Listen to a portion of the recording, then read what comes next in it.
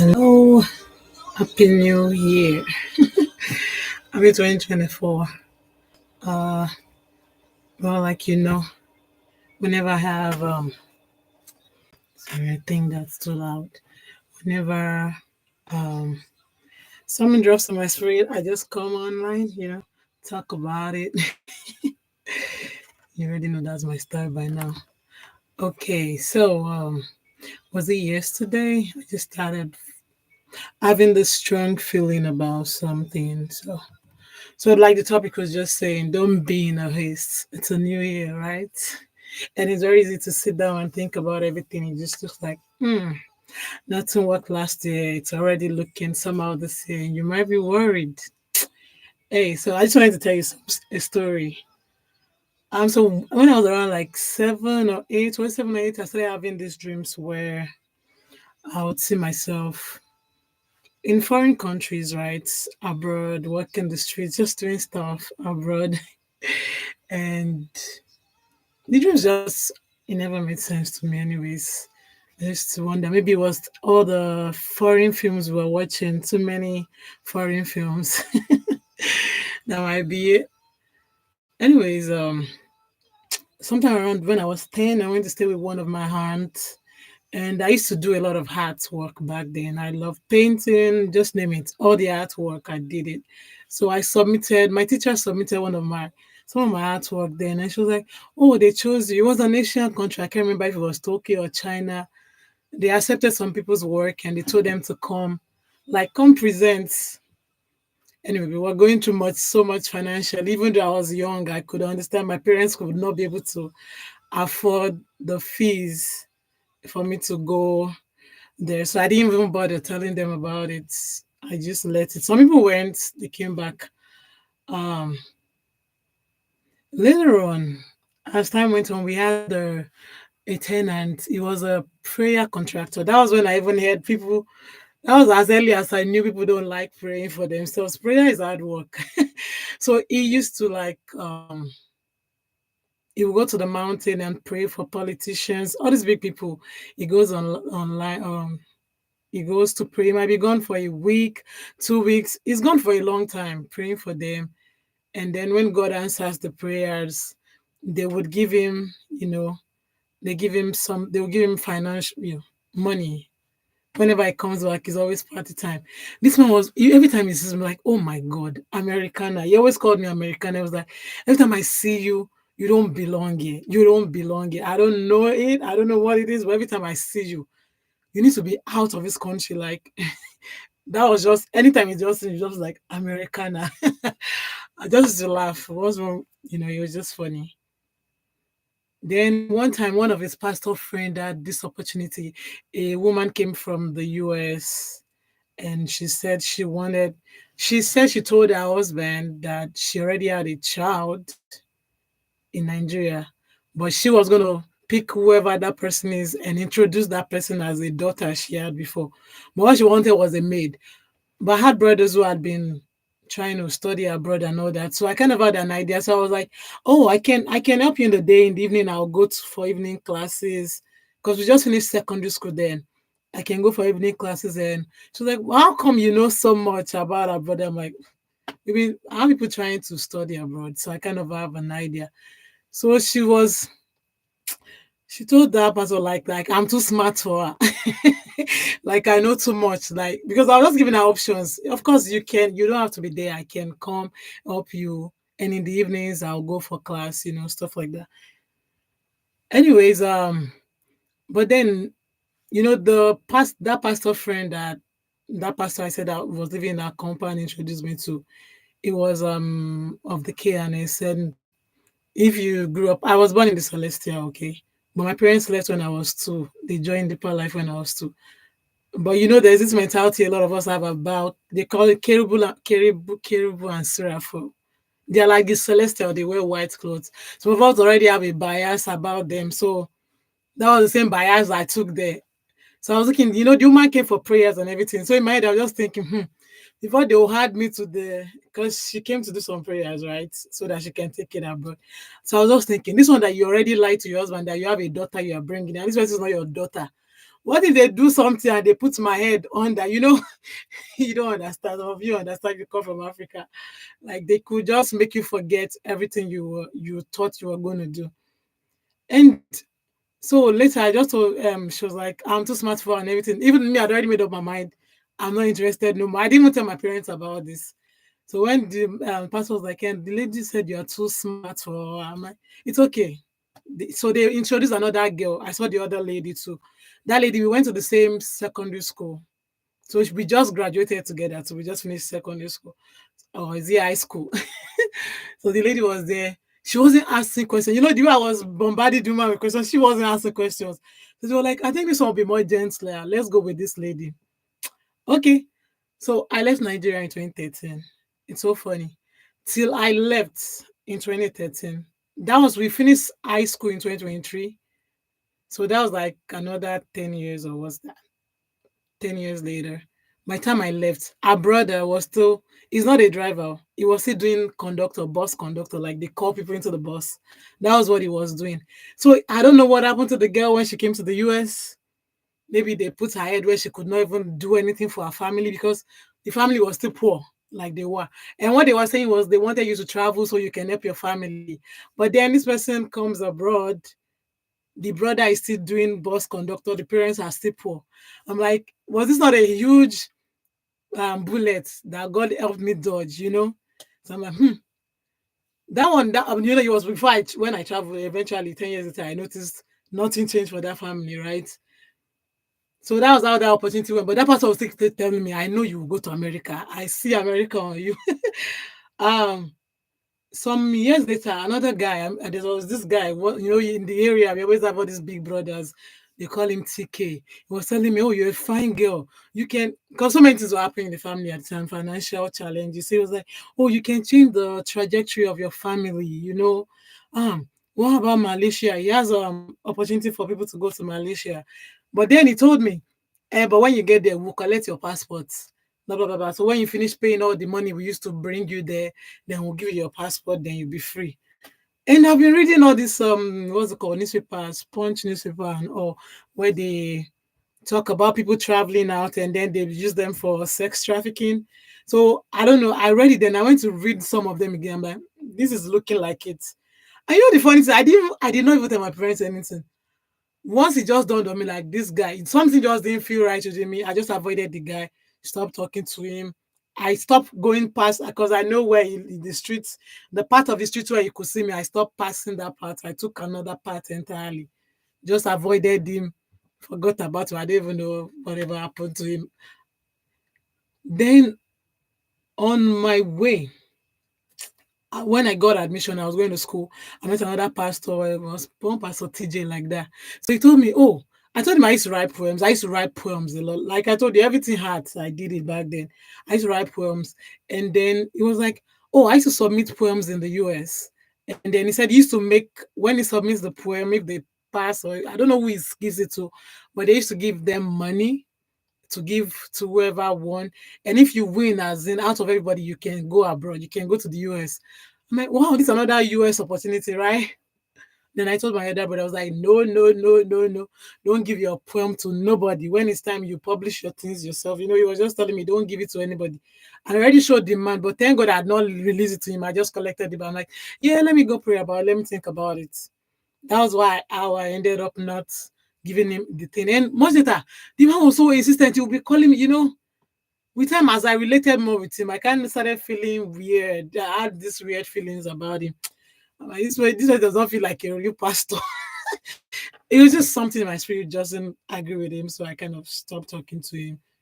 I blocked him from because he had my number. Him and that guy on my street too. I just blocked their number and stopped talking to them.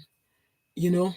Then during the school break, I'd already met my husband now, my fiance at the time, I'd already met him. So he had a pastor friend who was starting a new ministry. So his pastor, he had asked me to go help him as choir, right? I didn't want to go because I was coming from a bigger church. this big this church where I was the choir leader. I had like 12 people on the choir team. I was the choreography leader. I had like 15 people on my team. I didn't want to leave those people and go to a place, it's just starting, no instruments, no nothing. I'll just sing. But I in short, when he asked me, I told him no. How should I know how that was? I was so the way I just said no.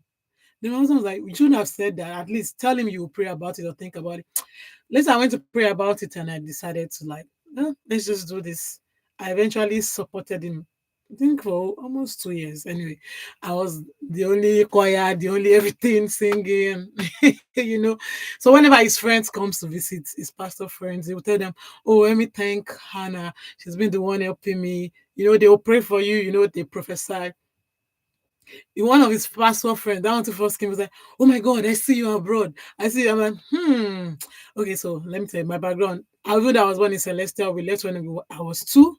So I'd been a deeper lifer for all those other years. And in deeper life, the way they are taught, read your Bible, pray for yourself. We don't believe in all this prophecy, and prophetic like that.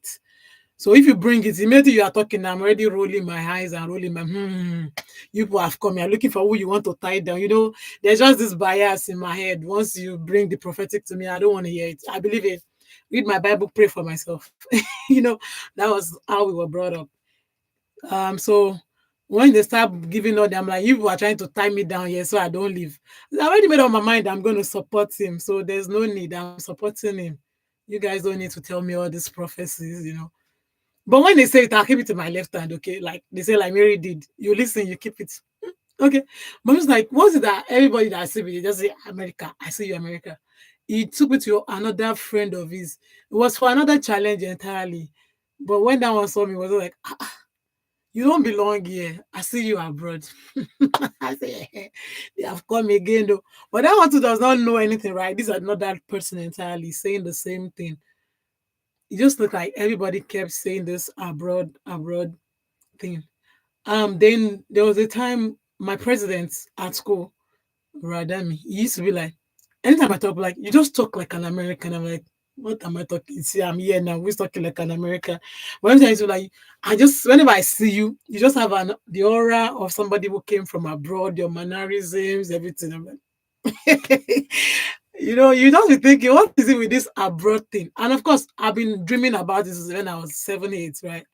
I kept having those dreams of being abroad in foreign countries and all that.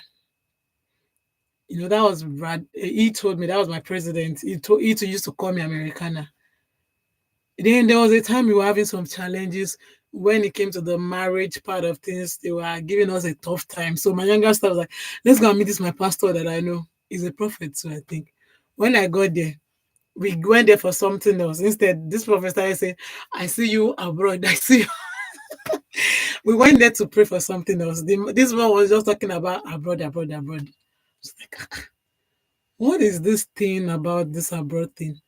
But you see, everybody kept saying the same thing, like at different times and at different points in time, opportunities came for me to go.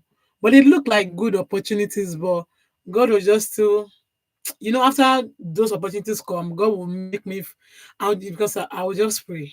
I'll have a dream. And something will just make me feel it's not right. Don't go with the opportunity. And I will just sit back. So later, I got married.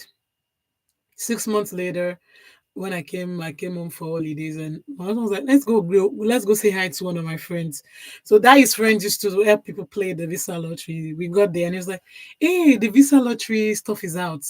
Let me play for you and your wife." So he played for my husband, played, they call it play, they always say they play it.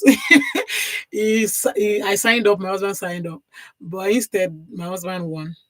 They picked his own submission. And that was it. 6 months later, I think some weeks later, they said we won the visa lottery. I'm like, that was how it happened. They said we won the lottery, and like play, like joke, like look, like joke, without paying 1 cent. Because anyway, I was supposed to go for NYC. Like I already graduated then. When everything came out, I had already graduated. I was supposed to go for service. My name was already out for service. And then my husband was like, "Which service? Let her go to America. Which service are you serving? Which NYC are you going for?" And I'd always wanted to serve. Oh my God. I'd always wanted to go for NYC. But Yeah, I ended up not wearing the khaki, So, but you know what? In the end, I got here with no stress, got here with documents, not having to go through the process some people had to go through to get papers. But that was because I just had to listen. Even though I had been seeing it in dreams, people had been prophesying, they would just see me and be talking, people would just see me and be telling me the same thing. And then opportunities came. The one that would have made me a runs girl, is a runs girl trafficking, you know, the one that the woman said, come and be, you pretend to be my daughter or my maid. And the lady that went, whatever happened to her till tomorrow, because our family was still poor, nothing. 10 years later, nothing. It didn't look like nothing was coming to the family. And I remember one time my mom came to visit. Okay, yeah. And then when we got here, this first street we lived in, the first place we lived in, means we go to that street. I'm like, oh my God, I've been here before. I've been here before. I just kept feeling somehow. I was like, I've been here. Like this particular place, I've been here before. The more I thought about it, God just remind the dream came again. But yes, I said I've been. It was so funny. In the dream, I'd been there when it was raining. I was walking on that street when it was raining. All the houses, the way it was, that was the way it was when I eventually got here. The first place we lived in, that was the way the place. I was like, what? This God. He showed me the first the streets I eventually lived in. He showed me, and I was very young when I saw that street. But when I got there, it felt like I've been here. And then when my mom came visiting, my mom was like, I was like, Mommy, when I got here, this place felt so familiar. She was like, you've been here spiritually already. But God just gave you the physical keys to now be there, the keys physically. But it's already been done because over the years, right? But look at the time since I started dreaming when I was 8 to when I eventually got here. So he just says sometimes in Psalm 37, verse 7, what does it say? It said, be still before the Lord and wait patiently for him. Fret not yourself over the one who prospers in his way, over the ones who carry out evil devices. Even some people do, they might take shortcuts or you might do whatever. If God has told you, just wait patiently for him. In Proverbs 3:5-6, it was saying, trust in the Lord with all your heart and do not lean on your own understanding. In all your ways, acknowledge him, and he will make your path straight. He will direct your path. In Isaiah 30:18, it says, therefore the Lord waits to be gracious to you, and therefore he exalts himself to show mercy to you. For the Lord is a God of justice. Blessed are all those who wait on him. I even sang this in the song Mercy. It says God is a God of justice and blessed everybody who waits for him. The devil knows how he brings things that look like it. Whether you might see, I'm just talking about traveling, right? It was traveling I was talking about right now. And I told you there were many opportunities to come here, but it wasn't God's time yet. When it was God's time, no sweat, no stress. I came here, papers, everything. I did not even pay 1 cent. 1 naira did not come out from my pocket. You get the same way you might be a partner. Sometimes you are in programs and they prophesy. You get your partner this year. Somebody that might be there that the devil sent will hear it and I will now walk up to you. Oh, sister, this one. Before you know it, somebody can derail. You can get derailed just like that because the person is fake. He heard something and is coming to pretend. False things are appearing real. They are not the real thing. Sometimes you just need to wait. When God says wait, wait on the Lord. It's not easy. It's not easy when it's like nothing is happening and the things that look like it. Because sometimes God has given a lot of us prophecies, things that have come, but then the fake ones, the counterfeit ones will keep coming around, trying to the things that look like it's what looks like it will keep coming around, but they are not it. Wait for the real one. And how do you do things like this if you don't have a relationship? You have to know how God speaks to you.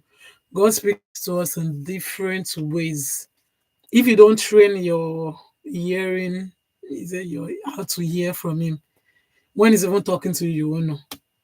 You have to train that so you don't make mistakes. A lot of people have jumped before time.